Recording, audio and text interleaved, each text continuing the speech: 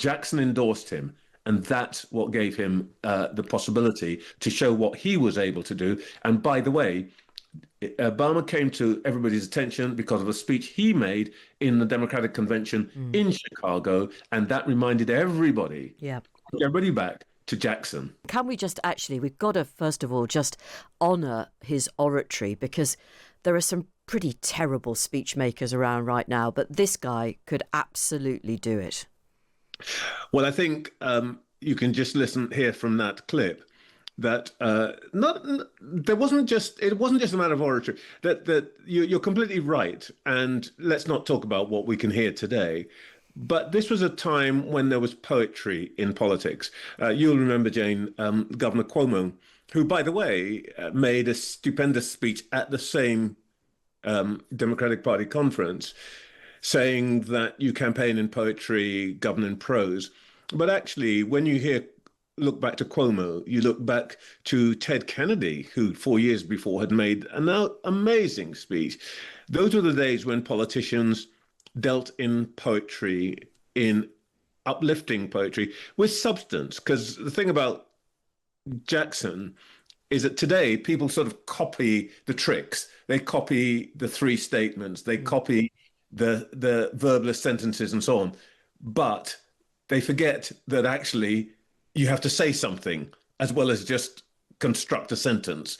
It should be required listening for people. But don't forget, the point was that, like Martin Luther King, Jesse Jackson learnt his capacity to move, to communicate in the church.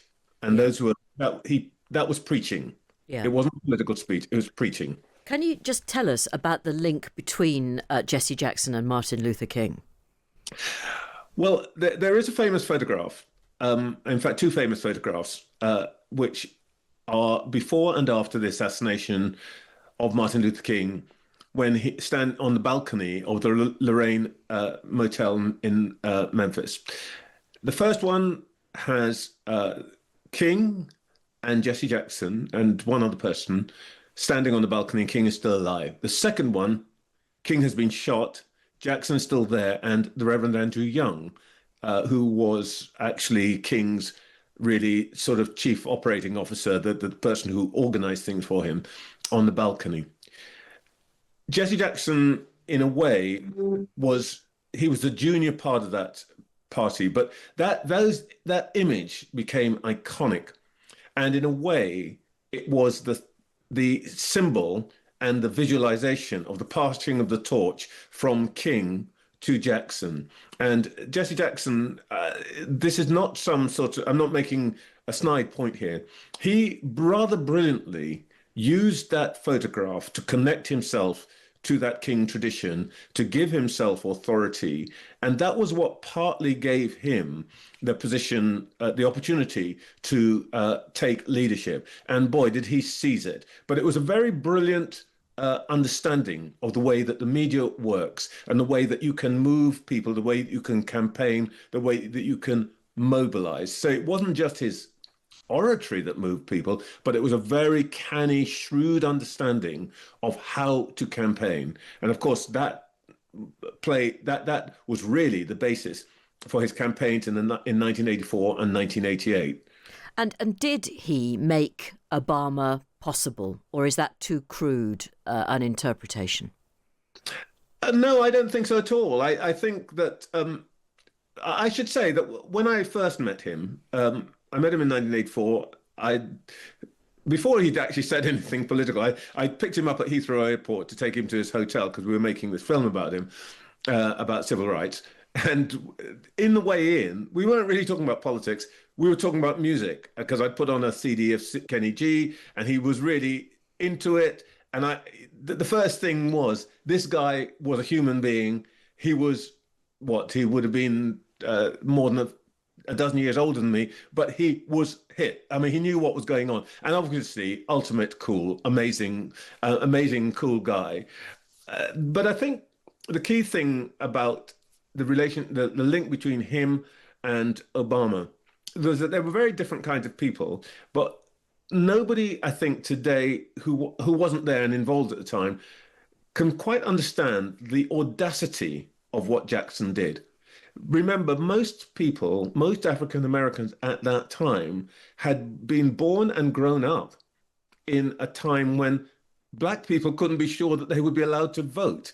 You know, the Voting Rights Act was passed in what, 1964, I think. So actually, it was only 20 years since black people definitely had the right to vote.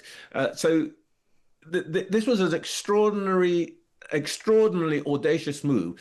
And then on top of that, not only did he actually brave it, he won it. He won so many votes that the Democratic Party had to adopt some of his policies in 1984, did it again in 1988. And when Clinton came in 1992, a large part of the Clinton platform was the Jackson platform. And he was immensely influential just from that point of view.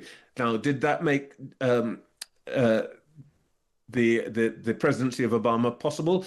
I think almost certainly, because by the time Obama turned up in 2005-06, things had moved on, but not quite as much as I think people sometimes imagine. And remember, Obama, this sounds insulting to say it now, Obama was a nobody.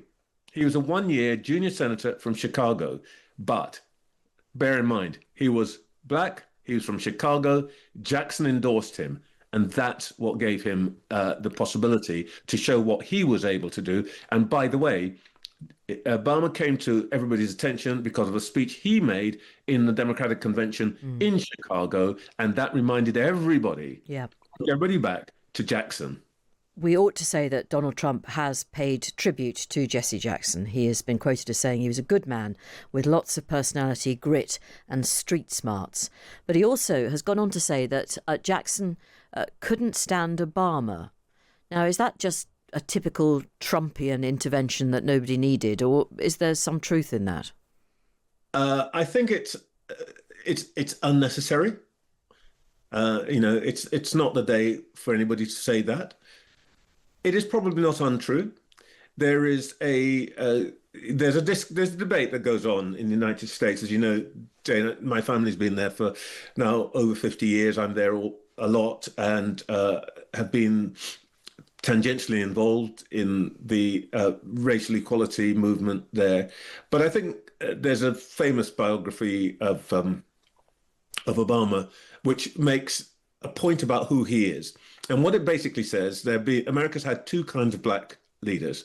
One is what they call the challengers. Jackson is one of them. And his MO is to create a movement which challenges and says to the government and corporate America, agree to my demand or I'm going to make your life hell.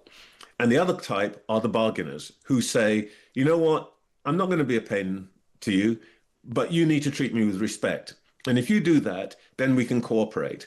These two are not completely mutually exclusive, but there are different tones, different ways of going things. Jackson is one, Obama is the latter.